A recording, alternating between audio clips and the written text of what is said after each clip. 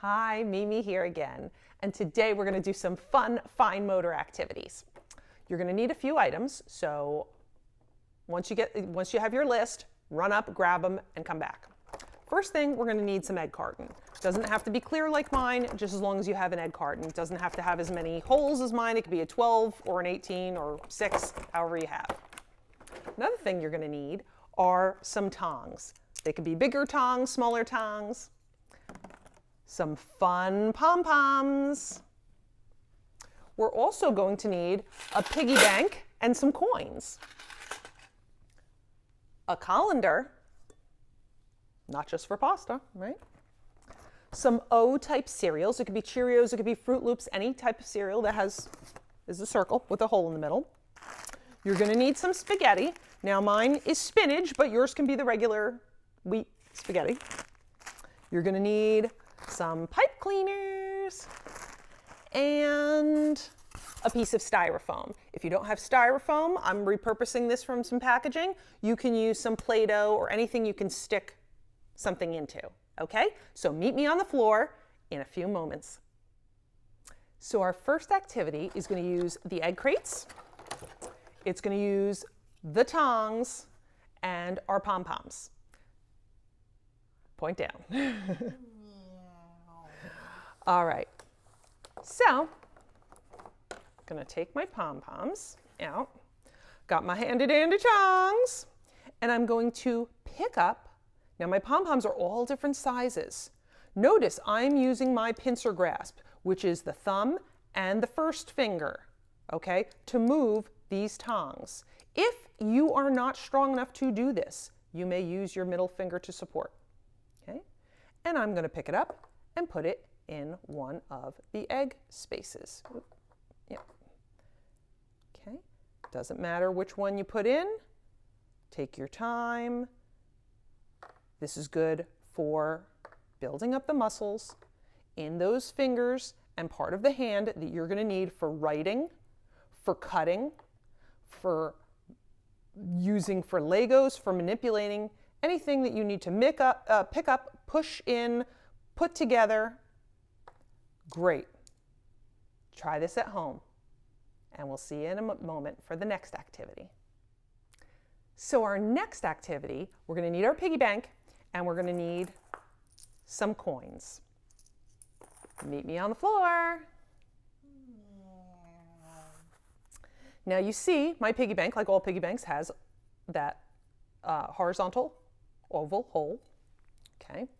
What I'm going to do is I'm not doing one coin at a time, and I'm not using all my fingers. You're going to take several coins, maybe 4 to 6, and you are going to push the coin to the front to your pincer grasp, which is your birdie beak, okay? Your first finger and your thumb, okay? So watch me do this. I'm going to turn it to you.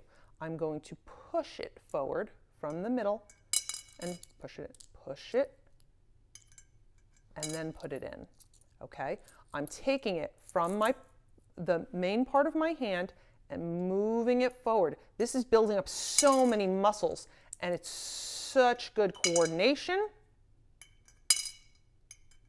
When my children were younger, we worked with an occupational therapist, and this was definitely one of the activities that she worked on with my son over and over again. It takes a little bit of practice, but once you master it, you can add more and more coins to the inside of your hand to try and do it without dropping any. If you do, that's okay, and getting them in the hole each time. It's a lot of, focused movement, but you can do it. I know you can. See you in a moment for the next activity.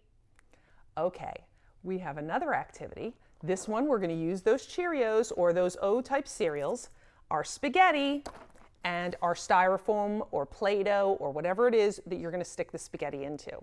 Join me back on the floor. So as you've seen, I've poured out some of my O cereal. I'm going to take my spaghetti, but you need to put your fingers toward the end, one end, just like you would a pencil to guide it.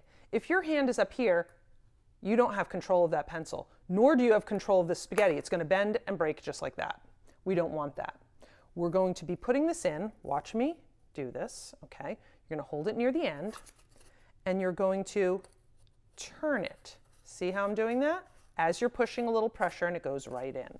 We're going to do about, I don't know, 4 or 5 of these, twisting as you go and pushing them in. Okay, this is good in itself, just to build up that good fine motor. Now I'm going to lay it down, and I'm going to pick up my O's, and I'm simply going to stack them, again using my pincer grasp, and you can put as many as you want on each tower, we'll call them, spaghetti tower, right? And then, just like you did with the Skittles math bar graph, you can compare and contrast if you'd like once you're done with this activity and see how many you have on each tower. Maybe, you know, which one has the most, which one has the least, how many more you would need to match each one. And I'm doing it with one hand. Now, what I suggest to you is once you get that coordination and you have the ability to get it on each and every time pretty quickly, I would switch hands. I mean, I know we all have a predominant hand. Mine happens to be right. Some of you might be lefties. But it couldn't hurt to build up the muscles in the other hand and the eye-hand coordination. Okay? So challenge yourself. Do this easy activity. And you can keep these O's that you've used in a little baggie so you can reuse. Same with the spaghetti and any other items you use so you don't waste food. Or you can simply eat them as an afternoon snack and come back again. Hello! Like my new hat? Would it be good for Easter? Nah.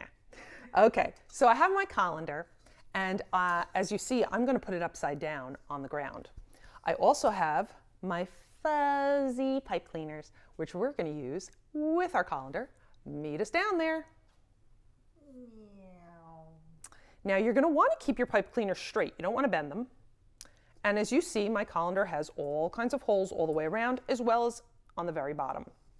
You're going to, as you did with the spaghetti, put your fingers toward the bottom of it and ease it right in.